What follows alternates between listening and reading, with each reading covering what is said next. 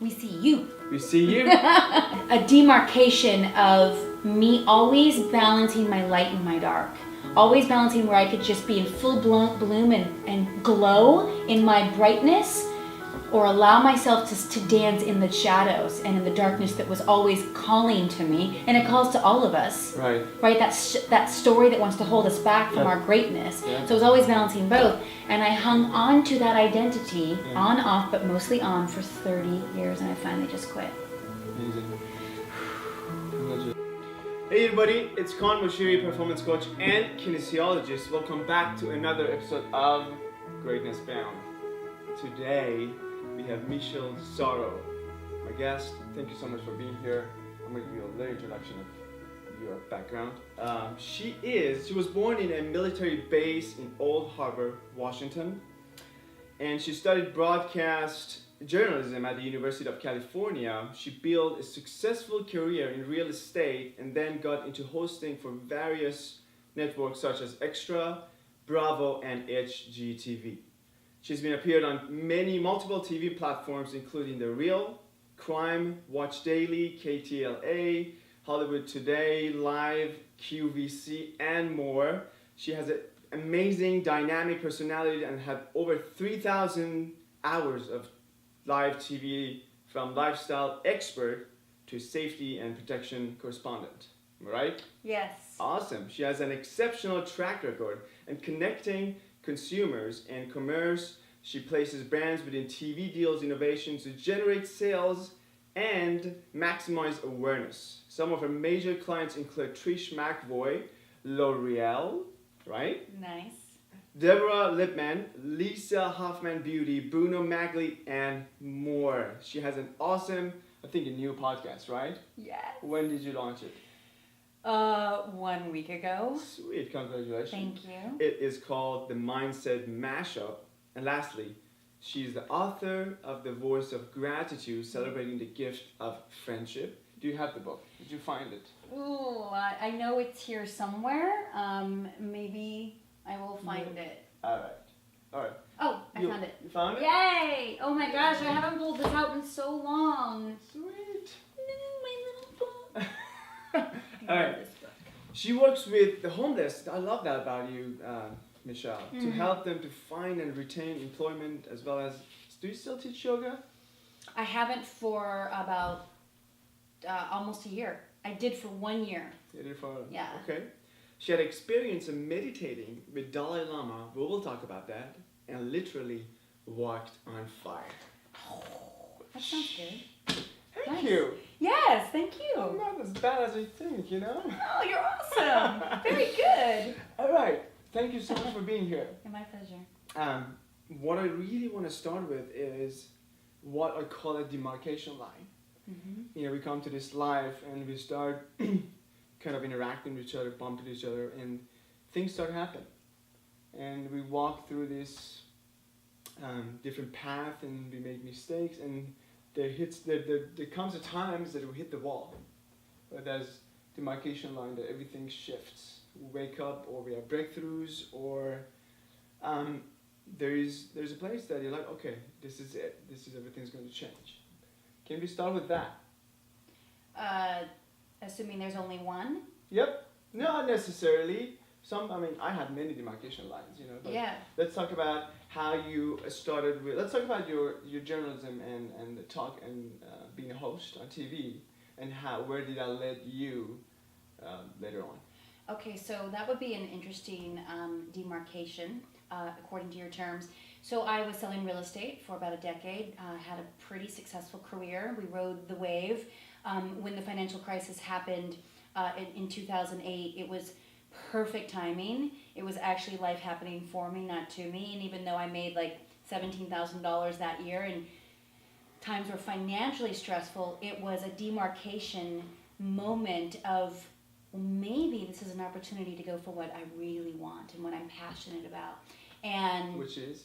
It was, I wanted to work on TV. I wanted to get on air, be myself, in my own skin that I had worked really hard to learn to like and appreciate. And so I I was very clear that would be something that I wanted to do. But you have to keep in mind, I was also used to a certain amount of money, so I didn't want to suffer financially. And anyone who wants to start in TV hosting, especially in their, at that point, late 30s, it's like, okay, how is that supposed to happen where I can still afford my lifestyle? And I was fortunate enough to get super clear. I had a defining image and visioning of what that could look like, and then I worked really hard to make it happen. It's awesome. Yeah. And tell us about, I think a lot of people I struggle with the clients that I have, that the practice time, how long did it take for you to practice and become such a great, amazing speaker?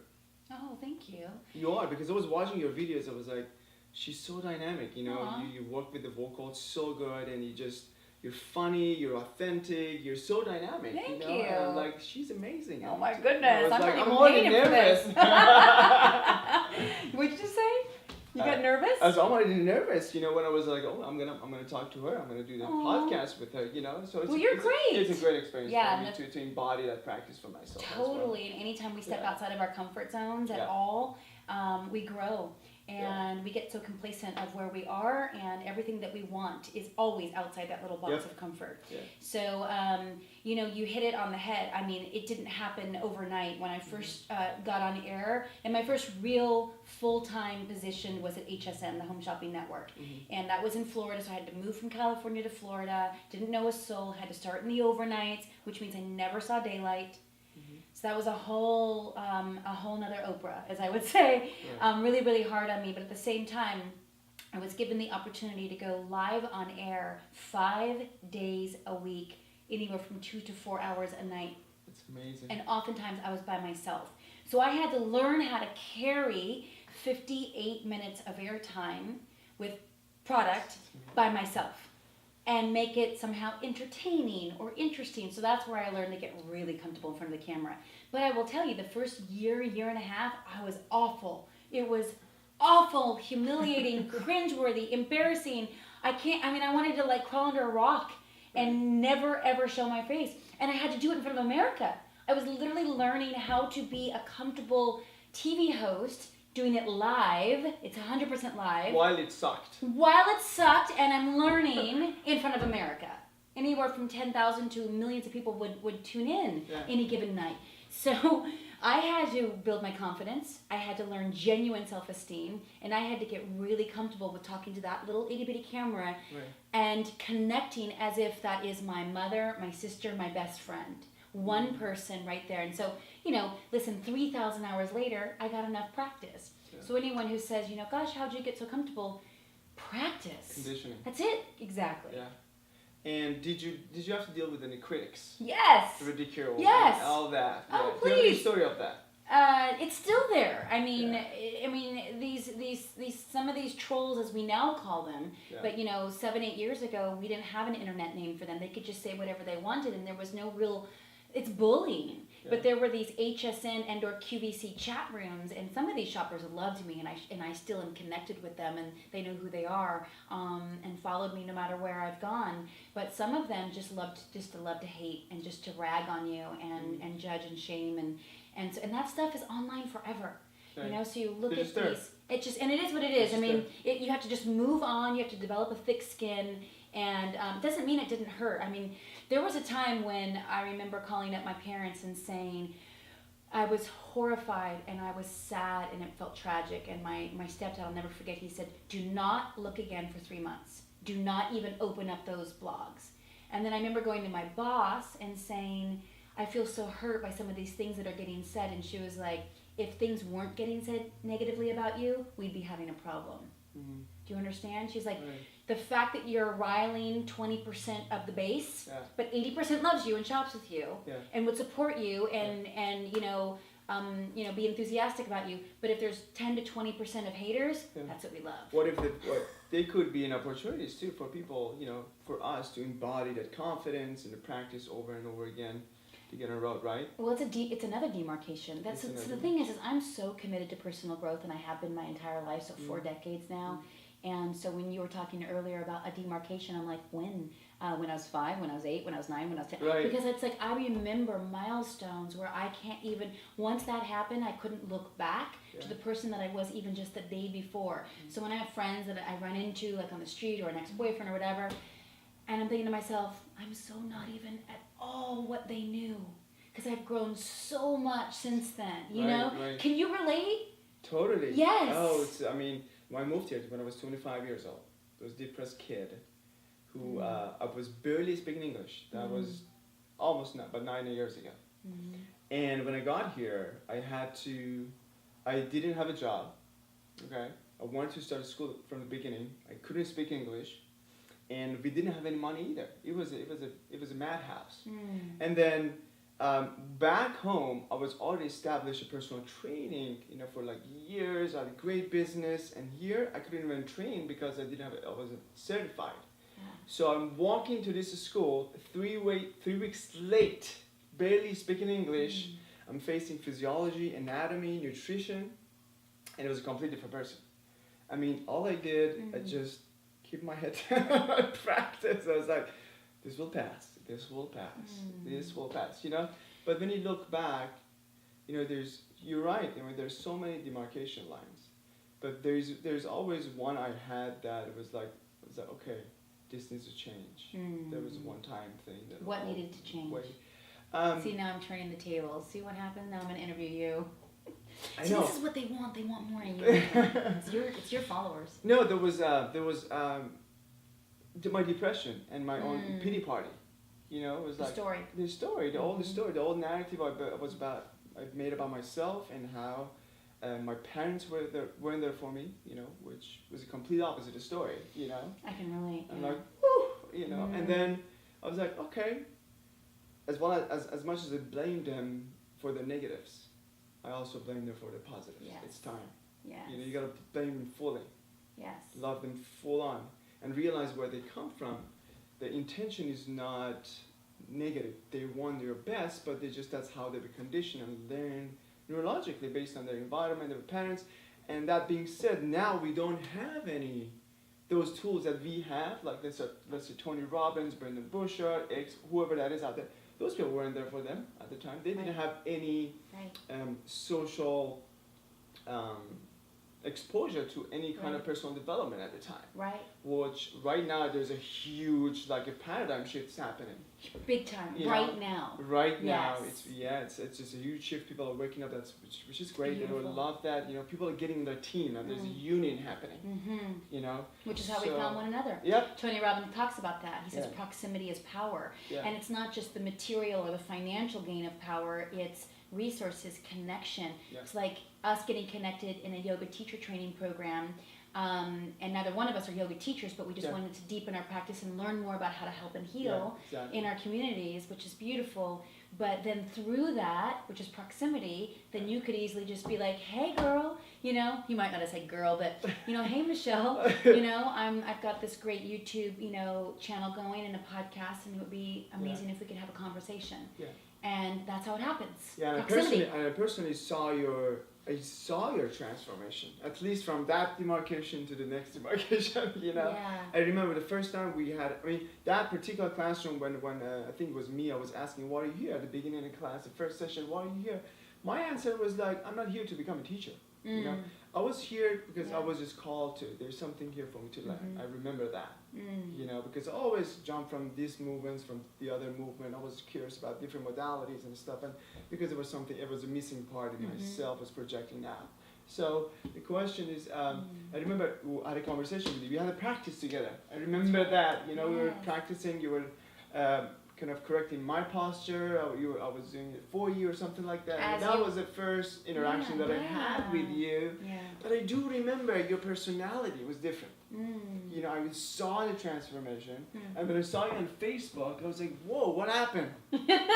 Hold on a minute," Really? And it was like this flower just like purged out of itself, or something. There it is. That's wonderful to hear. Thank you. Yeah. That was a gap in between. You know, Yeah. I want you to talk about that. What happened? You know, What was that? what did I miss? Yeah, what did I miss here? Well, that's interesting. So, I mean, first of all, I never felt confident in that teacher training because I was never going to be a yoga teacher, although I didn't know it at the time. I dabbled in the idea because of yoga saved my life in Florida, working those overnights at HSN. Right.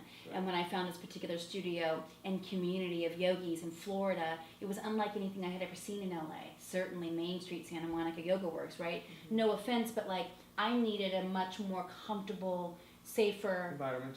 Yeah, more loving, no attitude, no LA. You know, sorry, but that's how I fell in love with it. Yeah. So, and you know, who you are is what you will find. Yeah. I just never and now I have a yoga home. But anyway, so I just knew that it had changed my life, and I wanted to somehow give that back to everybody and anybody that I could. So that's really why I went into yoga. And then as I got into the teacher training, $10,000 later, I don't regret it. I love that I know how to move my own body and to get into alignment. But I realized I need yoga more than I need to teach yoga. My gift is not to teach yoga. I have other gifts and skills in life, but my need and my duty is to take. So I just wanted to that probably explains why you didn't see some of the blossom that you now experience. It was there because I mean I'd already done all those years of life. I feel like you were just in a different environment. Yeah, it wasn't my place. Yeah. That's again, it's like I'm the person the AAA type personality that needs yoga. Yeah. I wasn't the best at teaching yoga. Maybe I could have gotten better, but I was never going to try to build a career. Oh, you can do anything. I'm sorry. Well, thank you. You're so sweet. Likewise. But okay, so the demarcation was 2015. Number one, I quit drinking at the end of 2015. It just, my body never really, never did well with it. And then I found out that I was flat out allergic. That was massive. To let go of alcohol as an adult where we get so comfortable and used to drinking a couple glasses or cocktails or whatever. Right. And it always robbed me of my natural joy and generous heart. So that dampened my spirit big time. And so when I let go of that at the end of 2015, the whole next year was just like this year of experimenting how to be social, how to date, how to just have fun again, because I didn't really know. We get so used to it, life with alcohol. So then fast forward to, I find myself in a very serious relationship, and I know that he and I want to take our relationship super deep, and so we go to our first Tony Robbins live event. That was March of 2017. So a year and 3-4 months ago. How did you end up there? Well, I had been studying Tony Robbins my whole adult life. So like you were saying earlier, our parents didn't grow up on this, but my parents raised me on it. So I was raised in a household, all these books, it's pretty much all spiritual, personal development. That's just how I was raised, and I'm super grateful for them for that. So I was familiar with... That's amazing that your environment was surrounded by this kind of work. My parents meditated to the sunrise every morning as I was growing up. No wonder you're so powerful. Oh, that's so kind. Well, I didn't appreciate it. I thought they were hippies, and I was, they didn't have a TV in the living room because they wanted us to connect and talk. Now that's super cool, right? That's what the millennials are doing. And you're a millennial, right? Nope, one before. Really? Yeah. Are you a Gen Xer? 34. No, you're a millennial. Am I? Yes. I think it goes to for something. Oh, it's okay. Yep. You're on the cusp of a millennial and a Gen Xer. Yeah. I'm a Gen Xer. So, but anyway, they were way progressive. My mom especially. She was a raw food veganist growing up. She was, growing wheatgrass in our garage. We had a compost pile in the backyard. So my mother was ahead of time. She was really ahead of time. And now you should see her. She's 70 years old, my mother. Oh my God. And she's so far ahead again. She is a badass mentor in my life, no doubt about it. You should have her on. Oh my God. I would love to. She's. Do you know who Wim Hof is? Wim Hof. Wim Hof, the Iceman, who's broken more world records than anyone. He takes his people through the ice. She's one of 3 female certified Wim Hof instructors in the USA, and she's 70. That's great. And you're her daughter. And I'm her daughter. Just to be clear.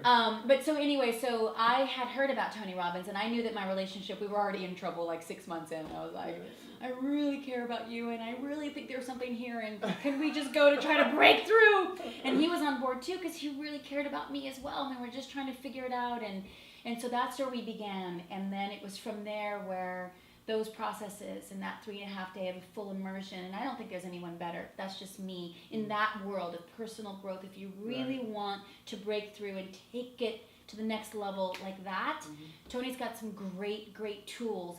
But then, of course, you've got to integrate and practice. Yeah. And that's where that conditioning comes in that we talked about.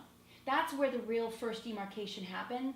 And then it was just in December, 6 months ago, where the next one happened because I went to his 6-day event called Date with Destiny. Okay. Have you seen the Yes. I'm Not Your Guru on Netflix? Yes. What'd you think? It was great. Yeah.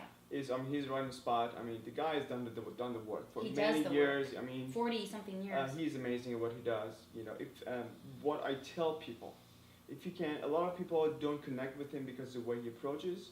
And I tell people, if you can get out of your head to connect with what he's saying, there will be a lot of transformation. But see, that's interesting. So my experience is anyone who hasn't been able to connect with him, it's people who haven't gone to a live event. That's exactly you what I'm go saying. to an event and you get it. Yeah. You're like, oh. Yeah. It's oh, exactly. okay. It's all about others for him. It's all about service for him. Yeah.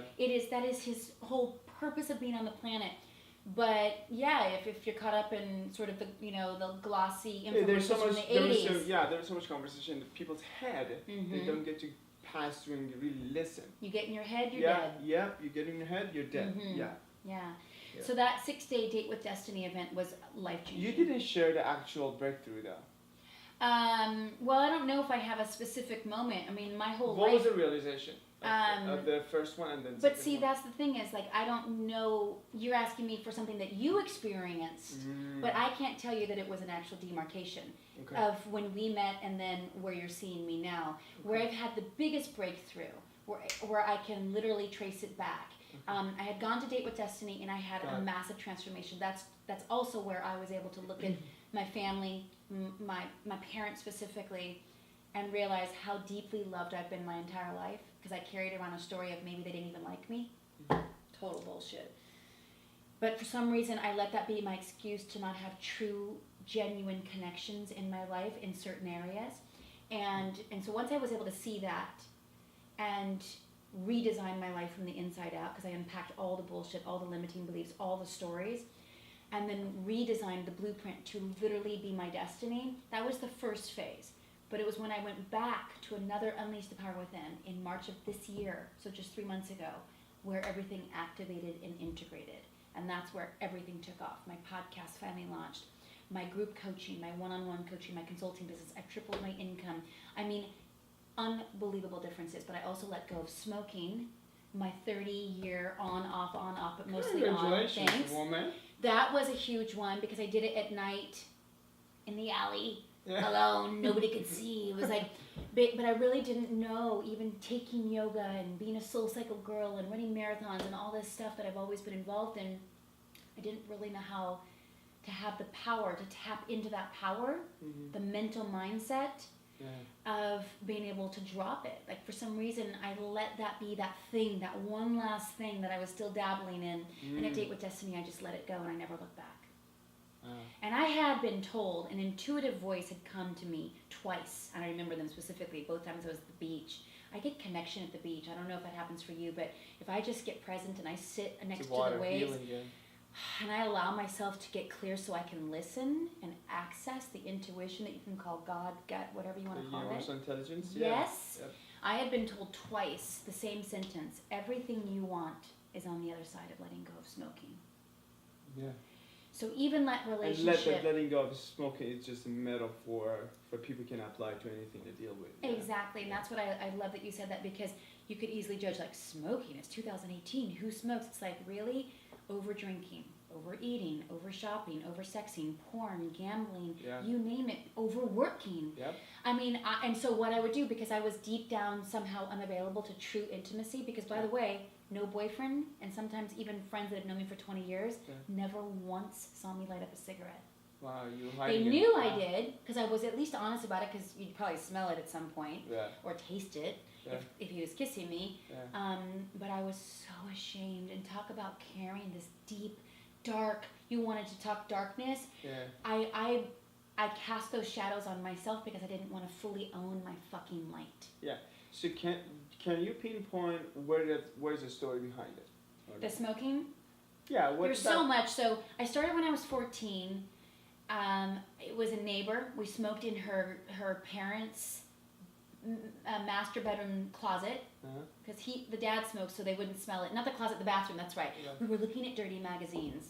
Yeah. We were 14 years old, and it was like Playboy, like that was super dirty, Right, and right, like smoking cigarettes, like whatever, just like doing the things that you do when you're 14. You know, some kids, and I also wanted to belong. So I wanted to fit in. My dad didn't have those dirty magazines. Like, you know, Yeah. I think there was even a gun in that same garbage bag. It was like a paper bag with a gun. So fucking dangerous. Oh my God. And dirty magazines and cigarettes. It was like the ultimate man cave of a man back then. This is how dynamic she is, by the way, when she tells this story. Ah! I love it. And so we did not touch the gun. That was not what we were interested in, thank God, because that was just dangerous. But the cigarettes, I remember we all shared whatever, I think it was a Camel. And I got addicted, just like that. And that is, by the way, why I never tried another drug. A little bit of cannabis here and there over the years. Yeah. But I never tried another drug because when I saw how much I responded to the cigarettes and to the nicotine, I got scared. So here I was, this girl who basically got straight A's wearing a white cheerleading uniform. So the epitome of health and like popularity and confidence, which by the way, none of that was true. I was still struggling with anxiety and just learning how to fit in socially because we all are at that age, right? And I had a very hard, you know, dynamic with foster kids next door and so much stuff going on. But then I would go hang out with the kids where in my high school it was allowed, you were allowed to smoke. It was legal. Can you imagine? This was like the 80s. And so all the kids in the orchard is what it was called, where they were smoking like cloves and cigarettes. Right. And all of them were like goth, wearing like black clothes and like their hair covering their eyes and like black lipstick. Yes, remember in the 80s? Yeah. Remember like Depeche Mode, and it was that whole crowd. Yeah. So here I am wearing my white cheerleading uniform, and I go over there to hang out with the kids that are smoking, and I'm like smoking and sneaking a cigarette. Is such a demarcation of me always balancing my light and my dark. Always balancing where I could just be in full bloom and glow in my brightness, or allow myself to dance in the shadows and in the darkness that was always calling to me, and it calls to all of us. Right? That story that wants to hold us back from our greatness. Yeah. So I was always balancing both, and I hung on to that identity, on, off, but mostly on for 30 years, and I finally just quit. Amazing. Congratulations. Huge, yeah, thank you. It's amazing. I watched it, it was very powerful. You are a good example of a powerful woman. Thank you. You are, and I love that you launched your podcast and you continue to actually step out to to that zone that you always wanted. Yes, and it's not easy. I remember the day that I launched my podcast, I came on and I did a live, which, by the way, I want to share with you what happens when we get vulnerable and we get really real, because something beautiful happened. Talk about proximity. So I did a live. I didn't know what else to do. I had launched my podcast and I put 4 episodes out.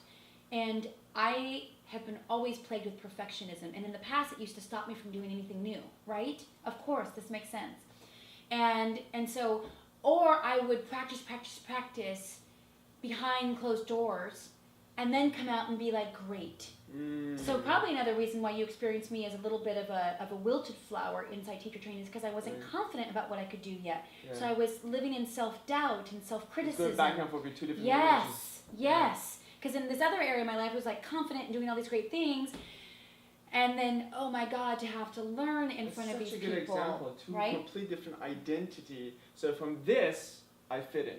Yes. But from this, I have to hide this. And why, and this is why people live complacent lives, because we never want to go outside our comfort zone and to try something new and to allow ourselves to be humble enough to have a beginner's mind. Right. And the beginner's mind is where it's all at, because then we allow ourselves to try things and to step outside of our comfort zone. And so anyway, the day that my podcast launched, I went through this massive self-doubt and this thought of like, oh, you're pure shit. You're only going to ever be pure shit. And you suck, and you shouldn't put this out into the world, and in fact take it all down and just pretend like this was all just one big bad dream. And so what I did, instead of doing that, is I just shared it like this with anyone who would listen, and I just started to cry a little bit, and I said I'm feeling very, very vulnerable, and I'm telling myself that I suck, and that I'm never going to get good at this, But then I remembered the first time, I get the chills even talking about it, because it still makes me emotional, because this is where people give up in this moment, or they don't even try because they're so afraid to feel that. And so what I ended up sharing is this is what it was like to learn how to be a TV host, but on air in front of America. And if I can get through that and suck so bad for... Killed it. But by the way, just so you guys know, every girl and probably some guys in that yoga teacher training that I met you in went bananas over this guy. I think girls are still crushing on you. That's like 3 years later. I'm still single. I'm telling you. Are you still single? I'm still single. Why do you think you're single? Honestly, I know why I've been single. Why have you been single? That's a very good question, because this topic of the month is a relationship on the podcast. Okay. And, Well, let's talk about yours. So I think I've been exploring a lot of different books on relationships, understanding. I think there's a piece of me still needs to fall in love with itself, so it can attract, versus me going out grabbing the relationship. That's a big distinction with people. I feel a lot of women, especially, they're constantly looking for a relationship, marriage, and kids. It's late. That's what I'm getting a lot of times. And I struggle with, I was like, okay, there's certain women are attracted to me, but certain women, when I go towards them, they walk away. Because there's a part of me that still needs to be healed. That's a lot to do with really grounding my love For yourself. for myself, Yes. in a way that I allow it to land Yeah. and attract, versus me going out and reach for it. Because I know that part of me goes out and reach for it is the part that has to do with the identities the concepts that I formed around my parents, around their codependency, or too much independency, or all different, or maybe perfectionism, or all these different faces or shields to protect myself from hiding from being good enough. So do you think that you go after the ones that you know aren't going to really want you, because then that way you're not going to ever experience a connection and intimacy. Therefore, you're guaranteeing that you actually won't have to experience relationship. It's a control thing. So deep. It's a control thing to avoid getting hurt. We all have it in a subconscious level. That's and what isn't it time to bust through that bullshit? Oh, it's over. This is it. High five on It's that. over. Yes. And right now, it's just all about. I mean, if it comes, I'm ready. I'm open to it. I'm not closed, but right now it's time to. I'm a craftsman. I like the idea, the practitioner's mind. Yeah. I like to stand in the field for the rest of my life. And anyone who comes in, lands, and supports, there's mutual, reciprocal support. Hey, I'm the game. Yeah. Yeah. I love it. Yeah. I love that. Cool. Yeah. Yeah, the same thing with me. I mean, even looking back into my serious relationship that just, I guess it's been a while now, like already 7 months. But that's the one who never saw me smoke. I mean, that's the one we tried to save the relationship, by going to that Tony Robbins event, and then he would, But I look back on that and I think, who I am today, I wouldn't even go out with him more than a couple times, just because who I want now and who I know is coming toward me, because my bat signal is strong and it's right on now, it's just a totally different experience of I a have to relationship. stop you tell you this. I mean, when I was looking at those videos and those live things you've done, I'm like, honestly, this woman can do anything. And I respect to all the stuff you've done, but I'm like, why does she does her thing? What do you mean? I mean, you can do anything for yourself. So what do you think I need to be doing differently? So it's like, nothing. Oh. You can just do it for yourself. Yes. I'm like, she's so powerful, Aww. dynamic, authentic, and malleable, so many different levels. If she could have put that energy towards her empire. Yes. That's something I project out, because I'm like, wow, she can do a lot with that. Yeah. She's like, tools are there, Yes. you just go out and perform. Yes. That's, you know what I'm saying? I don't know if that resonates or not, but yes. I wanted to tell you that. Because Well, I appreciate that. Yeah. Well, but see, I actually created a life that I love. I mean, Con, I basically work 1 hour a week, and that's on air on Extra. I've been doing that for a year and a half, and we just, by the way, signed another year, so I'm with them until, thank you. until the fall of 2019, thank goodness, because I love it. And that front-facing gig it's powerful. allows me leverage Yeah. to go and get some of the guests that I've been getting on my podcast, to attract high-end clients, because I do a lot of consulting for a lot of brands, so for their e-com sites, or for QVC, HSN, or Evine, the shopping networks in the States, and even some around the world, London and Toronto. And then I just launched, this is what happened in March, so when you said what was another demarcation, I just launched a massive coaching business. So I've got almost 50 people in coaching right now. And Amazing. I've got an 85% re-enrollment rate I broke it up into 3 months, and we're all now starting on Monday with a whole another 3 months. And it was an 85% re-enrollment rate. And it was like, wow, this is really working. This is really valuable. And then I put myself also in another coaching program. So I allow myself to be coached while I'm getting coached. It's amazing. But what I was going to share about that live, just so you know, I'm so in my element right now, and I know it. I can feel it because it's just coming. Like you were talking about relationship. It's a force of attraction. Yes, it's just coming. I'm not having to fight for anything. When I launched these group coachings, I call them masterminds, I had complete sellout in 48 hours. You know, it was just me going on and sharing in a video and just hooking people up. And I didn't even know how to do it, but I knew that I had some share. I had to share. Right. And I knew that my life was changing and blasting off like a rocket ship and 10xing in virtually every category.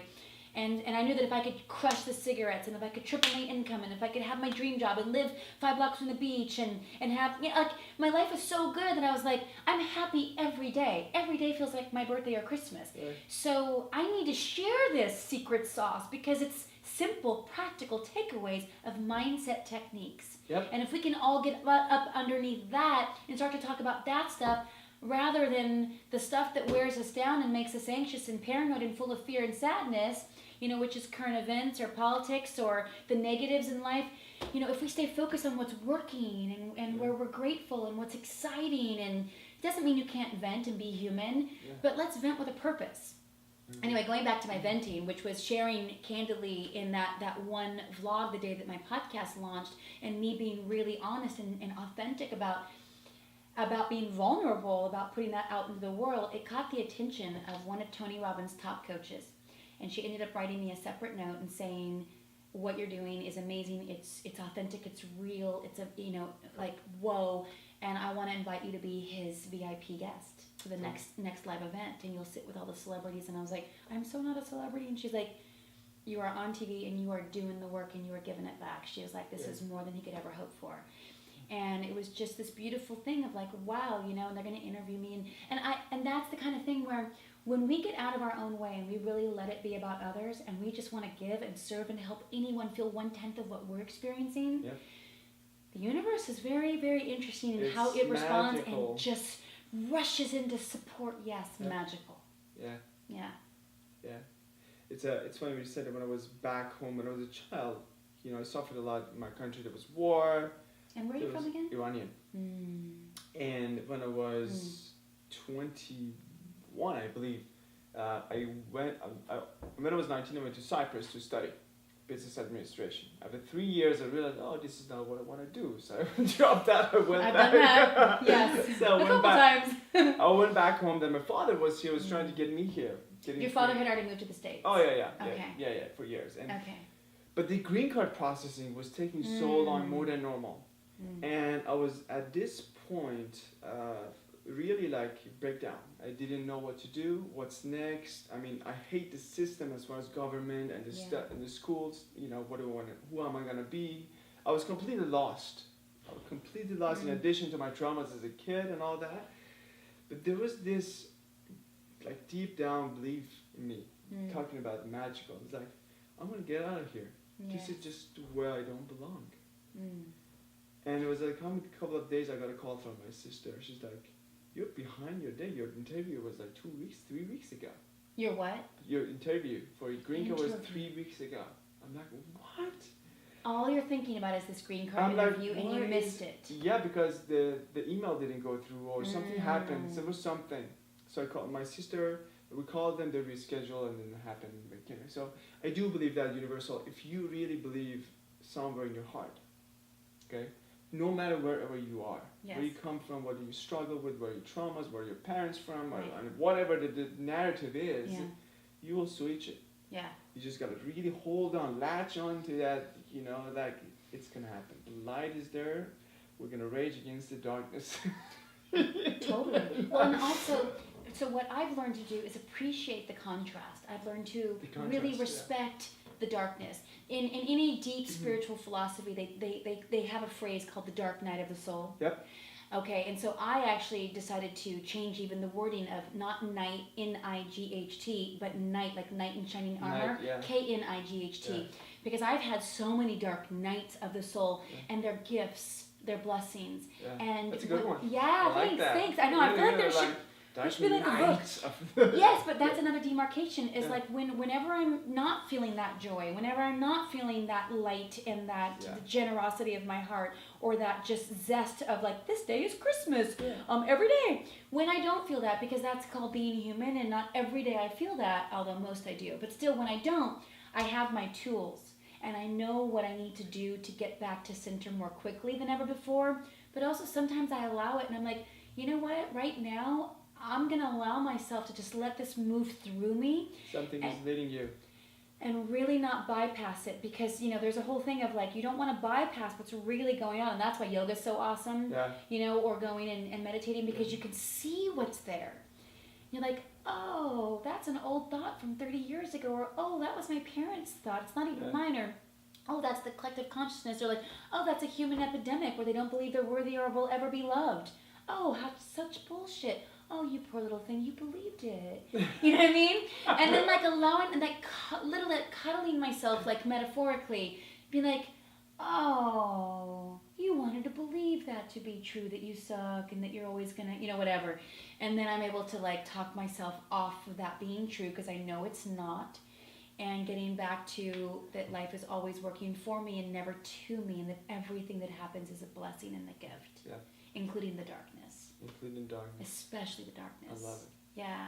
Yeah. Yeah. Sweet. All right. So, those questions are not really necessary, but What do I we do have want. Hmm. What about, you want to share about your experience with Dalai Lama experience? Oh my God, you guys. Oh my gosh. This is the most incredible thing. So maybe like over 10 years ago. So I belong to a spiritual community called Agape, the Agape International Center of Truth. Have you ever heard of it here in LA? You talking about Michael Beckford? Yeah. Yeah, Michael Beckford wrote the review on me on my He website. did? Yeah. So Reverend Michael Beckwith, I studied at Agape for 18 years. Oh, you did? Yeah, I did the spiritual practitioner work. You did? I thought I was going to be a reverend for Wow, the church. that's amazing. It's a trans-denominational religious studies background. I did a non-accredited degree with them. I was in classes there for almost like 7 years. It's amazing. I don't think I missed a Sunday or a Wednesday for almost 18 years unless I was out of the country traveling. You still go? No. Yeah. I'll explain that. Nothing happened. I loved Agape, and Reverend Yeah. Michael was one of my favorite mentors Right, ever. right. And that's where I learned about Dark Night of the Soul. Right, It's through his deep, deep work. Yeah. Why did I bring up Agape? Talking What's your about question? talking about the Dalai Lama experience. Oh yeah, so as part of, so I ran several of his ministries, the Consciousness of Wealth. I ran something called the Beckwith Speaker Series, BSS, where we brought in like big celebrities like Alanis Morissette and Layla Ali, and we would, run, these fundraisers to raise yeah. funds, and it was just epic. Reverend Michael's the one who told me that my job at HSN was coming. He touched my arm just like this. We were doing this VIP green room reception, and he was like kind of milling around the room, and he walked up and he was like, he did this with his finger. Yeah. I had a dream about him last night. This is so bizarre we're talking about him. Wow. I need to go talk to him. Yeah. Because he said, there's TV all over you. Your It's face, coming. yeah. And I said, I don't even have an agent. Like, there's no TV. It was about a year before. He goes, oh no, it's all over you. He goes, you're going to leave, and then you're going to come back, and you will have built your platform. Amazing. Did it not happen? It did not. 3 weeks later is when I knew that I would be going. I wanted to try to get the job at HSN and QVC. I was looking at both, and I was fortunate enough to go all the way with both. But not crazy. So Reverend Michael is definitely fortuitous. But going back to him and that church and that organization, which I'm so grateful for, they always did these epic trips. And one of these epic trips was a trip to Italy. And it was like 3.5 weeks. and it was a 5-star, ridiculously over the top, like meditating at sunrise in Assisi, where Francis Assisi used to pray and meditate, to going into Tuscany and these palaces and doing these beautiful vegan dinners, of course, and then train ride trips through Florence, and I mean it was just ridiculous. But one of the events that was scheduled was to meet up with a bunch of other spiritual dignitaries and luminaries from around the world, just like Reverend Michael doing big, beautiful work, at the Pope's summer house outside of Rome.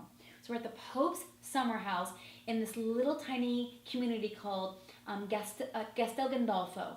And it was, do you know it? Do you know Italy at all? Castel Gandolfo. Yes. And it was picturesque. I mean, beyond beautiful. And we all took a train up, or maybe it was a bus up. I don't remember. I think it was a bus.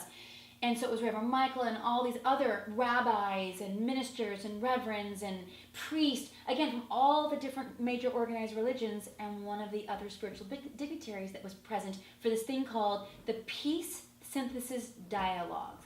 And it was over 200 spiritual heads, and the Dalai Lama was one. So we were at the Pope's summer house in this beautiful, it was like a hall with a stage and red, velvet, plush chairs, like an auditorium almost. And Reverend Michael's then wife, Ricky Byers-Beckwith, she played the piano, and we had a flautist, and the Dalai Lama, and everyone was meditating and singing and praying and chanting for hours and having big discussions about how we could literally cultivate more peace on the planet. That was the whole point.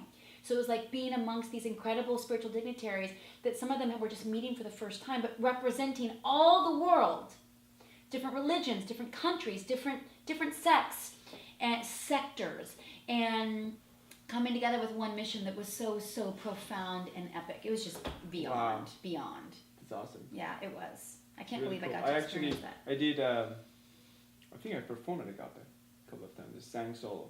You're kidding. Once a night or something, yeah. You can watch it online. What? Don't How judge cool. me. Of course not. Were you in the choir? No, I did solo. How did that happen? I don't know. Just Ricky used to tell me, "Are you gonna sing? Are you gonna sing?" I'm like, "All right, I'm gonna sing." Wow, I love Ricky. Yeah, and I ran a couple of workshops there a couple of times. You did? Yeah. Oh, cool. Yeah. Oh my God. That's See? crazy. Yeah. So the really only cool. reason that I didn't go to Agape really ever again, I went a couple times since I moved back from HSN 4 years ago, is because once I moved to Florida and I didn't have access to Agape. Right. I mean, I was at Agape probably the week before I moved. So I didn't miss. I was hugely involved. And then when I moved to Florida, I found yoga for real. Yeah. And yoga, because I went 5-6 days a week, never missed, that allowed me access to all the teachings that I had spent 18 years Integration. learning. Amazing. And then once I really got it, I didn't ever have to go back, if that makes sense. And some of those people are still very dear in my life, but I was like, I'd rather go on a hike on a Sunday morning than go to Agape. Yeah, there's integration. When it happens, when you land home, you're home. And I'm home, so big time. Wherever you are. And then I keep peeling the layers back. Like, I was home with the yoga. That was the first major step, which is why I thought I wanted to teach it, because it gave me my life on so many levels. It gave me my spiritual center. Yeah. But then there were other things that I was still letting go of. And that's why it's like, we could meet 6 months from now and it'll be a whole nother demarcation. Yeah. It's like, oh, what else shifted? Because I know there's great love. Like, I finally now know he's coming, because I've eliminated all of my blockages for the intimacy that this allowed my man to come through before now. But now it's like, oh yeah, I'm doing my thing, and I'm really, really in my authenticity for the first time, and I'm not hiding in the alley smoking a cigarette, looking like the picture of health during the day, but still holding on to that one last little piece. And we all have something like that, all have it. Right? Yeah. Popping pills, that's a big thing that people do in private, or whatever it is. It's like, I have compassion for that. And I also know we can let go of it like that. Even with the spiritual communities, I see people, they fulfill that part of themselves with it. Oh, It's yeah. too much. Yeah. You gotta come integrate. You gotta Even practice. with all things. Yeah. With your spirituality, and especially in LA, like being a vegan, raw foodist, plant-based, all that, Yeah. and or even with exercise, like you could be an addict to that. Yeah. So it's like constantly knowing why you're doing what you're doing and doing that radical self-inventory that's super honest. Yeah. But oftentimes we don't even know what I that like means. that radical self-inventory. Yeah. I like that. Yeah, it's a good one. Yeah. Well, because you're willing to dive deep. Yeah. Right? Yeah. And that's the thing is like I was always willing to be super honest, but I didn't even know that I wasn't owning it to the degree that I could own it now, because I still had things that I was cloaking myself in to protect myself. Right. Yeah. Really cool. And your walk on fire. Yeah, twice.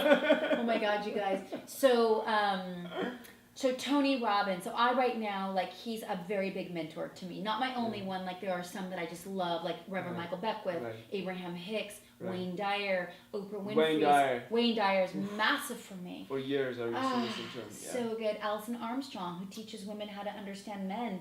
Yeah. I've done her entire curriculum. I love it. Alison Armstrong. There was a 1 year of my life that me and my father need to completely disconnect. And I love my father. It was a huge part of my childhood. I mean, he's my hero, But we have to just completely disconnect. But at night, when I was really depressed years ago, I go to bed, I would act like, when is my father? So I would sleep to his, I would sleep to his, I know, I would sleep to his voice. You could have been, he had so many kids. He was such a wonderful man. I'm sure his voice and his heart, he's just pure love. God bless him. 2 years ago he passed away. I remember, and I had a dream with him, Michael, and Eckhart. We're sitting and talking. You're never kidding. forget. Yeah, I never forget. That's a beautiful dream, man. You were hanging with the masters. Yeah, I was like the masters. Well, and you were amongst your peers, right? Because we're just like them. Yeah. On so many levels, but just some of them decided to really step into it. And it's harder these days to break through. 30, 40 years ago, it was a little more easy, but didn't come without great criticism, right? And condemnation from, I'm sure, some of their peer groups. Yeah. And Reverend Michael talks about it very openly. Like, he wanted to sell pot and make $1 million. Yeah. He did not want to go and start a religious community. Right. That was the last thing he wanted to do. Yeah. And I love that. And I remember his book. It was his book, yeah. Yeah, and then he did, and I love Reverend Michael Beckwith. Yeah. Do I have Reverend Michael Beckwith on here? No, I have Louise Hay, Mark Victor Hansen from Chicken Soup for the Soul. Oh, sweet. And Richard Carlson, author from Don't Sweat the Small Stuff. And then I've got John Gray, Women from Mars, Women from Venus. This little book. This was inspired by all my friends from Agape. Where can people access this book? I don't have it. I have like maybe 100 copies left. I mean, it was in all the Hallmark stores across North America. Maybe you can come to your website. Would be a new thing. If someone writes me directly, I can get them a book, but I literally only have just now like less than 100. Yeah. It's been amazing. I sold over 10,000 of these at Hallmark stores across North. I mean, it was a phenomenal success. Awesome. But so Walking on Fire. So one of my mentors is also Tony Robbins. If you go to a live event of his, you get it. It's beautiful and deep and profound, and he's a wonderful teacher. So on the second night of his 3.5-day Unleash the Power Within event, you walk on coals that are about 2,000 degrees, and 10 to 12,000 people are doing this. And it's mindset. He puts you into state, and people just walk right across it. Right. Walk right across it. It's crazy and amazing. I've never gotten a blister, never been hurt, and I will be doing it again in Chicago in less than a month's time. That's really awesome. Yeah. All right, cool. So I think we covered everything. Is there anything you want to add or share? You know what I want to ask you, since maybe we can end up using this on my podcast, is what are your mindset tools and techniques? What helps you reset so that you get back to center? Yeah. I have a massive movement practice.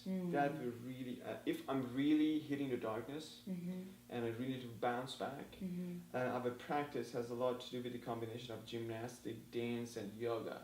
Okay, what I do, I'm really good at how to manipulate my spine, which is my nervous system, and my pelvis. That's where your root and all, it goes all the way down to your brain.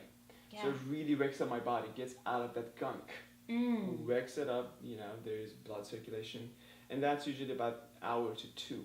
Every day? No. But most days, But yes. you know that if you're in a funk, you can do that. But here, I have a question. But when you're in a funk, we don't usually want to do those things, right?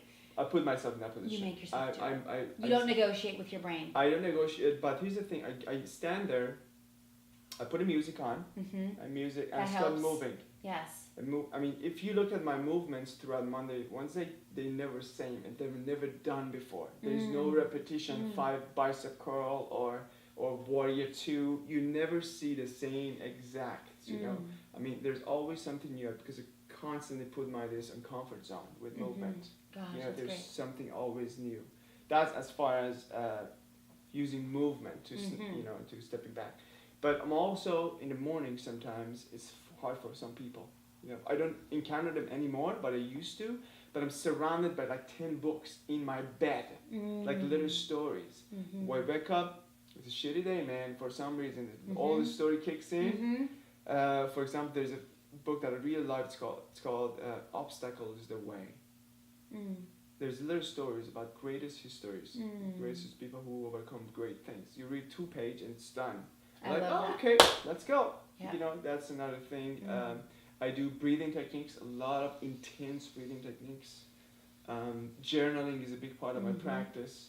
Those 4, I think there was a major. That's big. Those are the 4. But that's like the millionaire morning routine that people talk about all the time. Yeah. And you don't have to be a millionaire to be an influencer or to have mastery by any means, because some people are not caught up in money whatsoever. But it's almost like a metaphor of millionaire or billionaire mindset, which is owning your day, owning your experience, owning your life. But that doesn't come just automatically. Like any one of us can have these thoughts and old stories and limiting beliefs come and get us. But it's like, do we want to indulge and dwell in that, or do we want to reset and like, okay, where are my tools that I can go to right now to get me out of that funk? And how quickly can I get out of that funk? And then sometimes understanding, you know what, this is feeling really heavy and really kind of mucky today. I need to allow this because it's big, and then it just can go. Another thing I tell people a lot, I think it's a perfect supplement for what I do, or to learn how to break the momentum, shock the momentum once a week. And that is like Wednesdays, you can't find me. My phone, my social media, my clients, he's gone. He doesn't exist. I go to the place that I have my own community that has nothing to do with my life, which is horse jumping. I love my coast area. Cool. So I go hour early without phone. Where is this? Malibu? This is in the valley, in Hansen Dam riding school. Okay. Yeah. I go there, I spend an hour with my horse.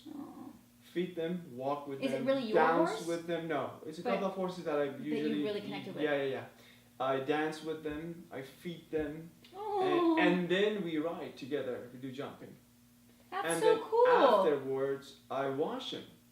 Give them a bath, walk them, feed them for an hour, complete connection. Yeah. And then I come back. And That Thursday, makes me so like. I know. That's beautiful. And on Thursday, it's like a new mindset for me. It's like, okay, let's go back to life and perform like Monday. Because you take yourself off the grid. You can't disconnect go from Monday the to screen. Sunday like that. You just No, can't. I mean, no. I learned I learned hard way. It just doesn't work that way. And you don't even post about that stuff. I do sometimes. A little bit. I get really excited about the way the horses, they interact with me. They play with me. They respond to my. Of course. Yeah. I don't know if you know Linda Kohanov. She's a pioneer on therapy, horse therapy, equine therapy, and how horses interact with your true self. And so if you're really angry, they don't interact with you. For example. Because they know. Yeah. So I'm really into interaction with the horses. I love That's that. where we disconnect, and I'll come back and perform because we all have our moments. I love that, and I'll do that too with hiking. Like I'll take my dog, and like tomorrow we're gonna go on about an 8-mile hike, and we're bringing his little best bud Bodhi. Speaking of, I have to go pick Samson up, but I do the same thing. And sometimes I'll take photos while I'm on the hike, and then but not distract and try to post while I'm on the hike. Like just come home and like being out in nature, and then oftentimes we'll do a big long hike way out in the trails in Malibu, and then I want to stop at the ocean and I let him run in the waves, and like we play fetch, and the dog also was a big demarcation, by the way. It was. I was in, couldn't have kids. I had health issues. That was another defining moment. and to not let that rob me of my joy, because it was completely devastating to the point where I didn't even want to live. I mean, it was hardcore. I did everything I could to avoid it happening, and it was supposed to happen. But so having him, even though I have the 2 cats, which I love, and I rescue both those cats, getting my dog, I mean, it is utterly fulfilling beyond words. Oh Loving my God. unconditionally. And it is the easiest thing in the world. When you're ready, you're ready. That's how I know, like with relationship, it doesn't have to be hard. People say, oh, it's funny when you hear people talk about marriage. Some people say, when people say it's easy, they're lying. It is hard. And I'm like, It is your marriage to is be easy. Your marriage is hard. My marriage is not going to be hard. That's right. When you select from a conscious place. Yeah. You know what I mean? Like you're in the process of doing now. It's like, no, like conscious. Like I'm worthy of love. I'm worthy of intimacy. Yeah. I'm worthy of stepping up into the partner that I really want to be and attracting the equivalent. Yeah. We draw that. That's the bat signal thing that Thank you for having me here. It was a great experience. And get to know you a little more. Yeah. Right? Yeah. That's why things happen, you know. And I feel honored that you wanted me on your show. Are you kidding me? No, I did. And when you reached out, I was like, absolutely. You know, just because I knew that you were really doing the work, and I am fully supportive of anyone who's out there doing the deep work themselves and who wanted to share that with It's others. like I see you, and you see me. Yes. Yes, always that way. All right. We see you. We see you. See you next week, guys. Have a good day. Say bye. Bye. There you go. Oh wait, come find me on michelle-sorrow.com. Oh, yes. Tell or come find the is. Mindset Mashup. What was your website? What's your website? My website is, you can do michelle-sorrow.com or the mindsetmashup.com. That's where you'll find the podcast and all my interviews. And obviously on Instagram, Facebook, it's all Michelle Sorro. And I love connecting and figuring out how I can also support others. That's awesome. Good. Thank you. Listen to your heart, follow the intelligence, and always speak the truth.